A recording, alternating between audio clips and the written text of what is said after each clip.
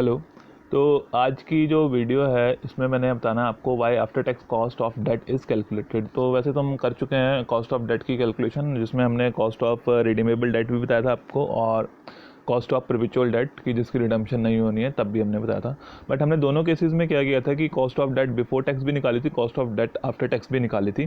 तो इसको थोड़ा सा हमें कंसेप्ट के बारे में पता होना चाहिए कि आफ्टर टैक्स कॉस्ट क्यों निकाली जाती है, कि cost of debt after tax निकालने का क्या फंडा है, क्यों क्यों निकाली जाती है।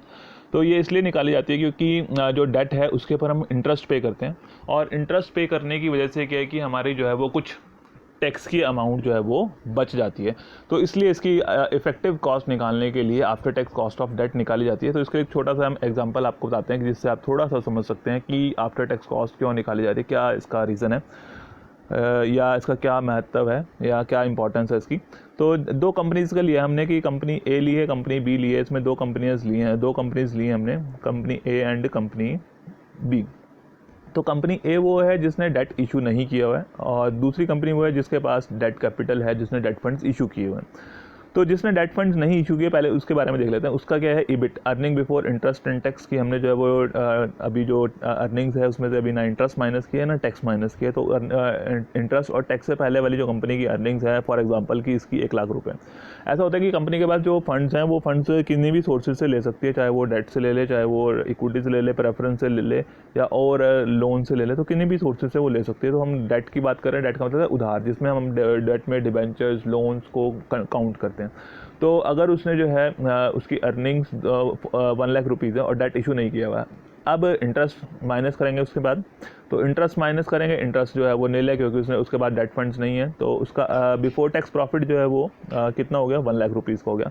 और हम एज्यूम कर रहे हैं, मान लो कंपनी को 50% टैक्स रेट है, कंपनी की जो स्लैब है वो 50% है, और कंपनी को टैक्स रेट जो है वो एज्यूम किया हमने 50%। तो डिपेंड्स की कंपनी के ऊपर क्या टैक्स कैलकुलेट टैक्स इम्प्लीकेबल है। बट हम कह रहे हैं कि फॉर एग्जांपल की कंपनी को जो है वो 50% टैक्स पे करना है। तो हमने जो है वो टैक्स माइनस कर दिया 50%। अगर 1 लाख का 50% लेते हैं तो 50,000 रुपीज़ कंपनी को टैक्स पे करना है, और कंपनी का जो आफ्टर टैक्स प्रॉफिट है वो 50,000 आ गया, और ये 50,000 जो है वो कंपनी के पास आफ्टर इंटरेस्ट और टैक्स बच गया। और दूसरी तरफ हम एग्जांपल ले रहे हैं कि कंपनी के पास डेट फंड्स हैं, कंपनी ने डेट फंड इशू किए हुए हैं। तो earning before interest and tax हमने फॉर एग्जांपल सेम ले लिया कि 1 लाख रुपीज़ यहाँ थे, 1 लाख रुपीज़ ही हमने यहाँ पे ले लिए। हम कह रहे हैं कि फॉर एग्जाम्पल की जो है वो कंपनी को इंटरेस्ट पे करना पड़ रहा है 30,000 का, जो भी रहा है। हमने एग्जाम्पल लिया है कि ताकि हम समझ सकें कि आफ्टर टैक्स कॉस्ट क्यों निकाली जा रही है डेट की। और इसमें जो है वो इंटरेस्ट हमने जो है वो 30,000 एग्ज्यूम कर लिया कि 30,000 कंपनी जो है वो इंटरेस्ट पे कर रही है।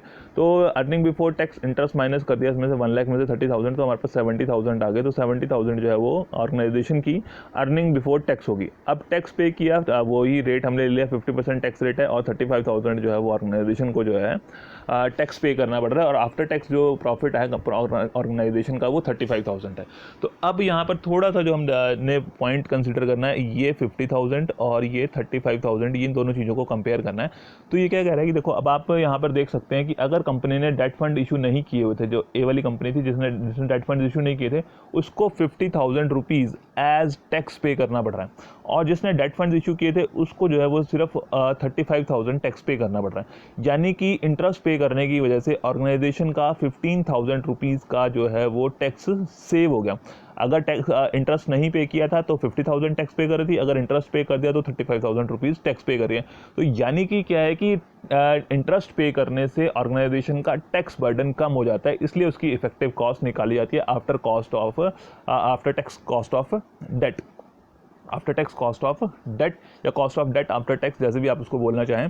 तो ये इसलिए आफ्टर टैक्स कॉस्ट निकाली जाती है क्योंकि टैक्स पे जो इंटरेस्ट है, उस इंटरेस्ट को पे करने की वजह से, जो अगर कंपनी का ऑर्गेनाइजेशन का कोई इंटरेस्ट है तो इंटरेस्ट कंपनी ने पे किया, तो उस इंटरेस्ट को पे करने की वजह से ऑर्गेनाइजेशन का जो ये आपका 50,000 रुपीज़ जो उसको एज टैक्स पे करना पड़ता है अगर उसने डेट फंड इशू नहीं किए हुए थे। तो अब जो है वो डेट फंड इशू करने से क्या है कि उसकी इंटरेस्ट की अमाउंट 30,000 और उसको जो है वो नेट 35,000 रुपीज़ पे करना पड़ रहा है। तो यानी कि 15,000 रुपीज़ जो है वो ऑर्गेनाइजेशन के, फर्म के जो है वो बच गए हैं। क्यों? क्योंकि फर्म ने जो है वो इंटरेस्ट पे किया था। तो अगर हम उसकी इफेक्टिव कॉस्ट देखें तो इफेक्टिवली जो है वो 30,000 में से 15,000 जो है वो आपके टैक्स के बच गए, यानी कि जो नेट अमाउंट आपको एज इंटरेस्ट पे करनी पड़ रही है वो जस्ट 15,000 है, तो इसलिए इसकी आफ्टर टैक्स कॉस्ट निकाली जाती है, क्योंकि इससे हमारा टैक्सेबल प्रॉफिट कम हो जाता है, ऑर्गेनाइजेशन का टैक्स बर्डन कम हो जाता है। इसलिए हम जो है वो आफ्टर टैक्स कॉस्ट जो है वो डेट की कैलकुलेट करते हैं, क्योंकि ऑर्गेनाइजेशन का टैक्स बर्डन जो है वो इससे कम हो जाता है। तो शायद इस एग्जांपल से आपको थोड़ा सा पता चल गया होगा।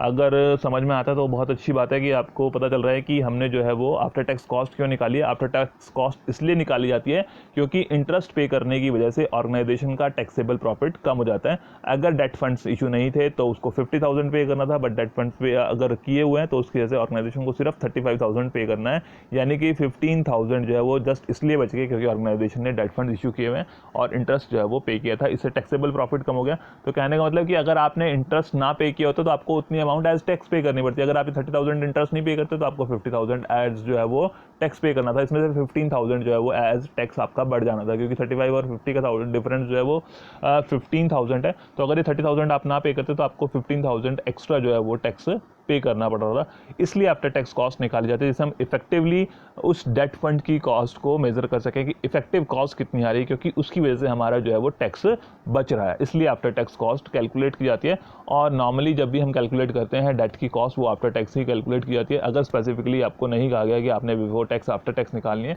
तो हम नॉर्मली जो है वो cost of debt after tax ही निकालते हैं, ताकि हम उसकी इफेक्टिव कॉस्ट को कंसिडर कर सकें और उसके अकॉर्डिंगली कैलकुलेशन की जा सके।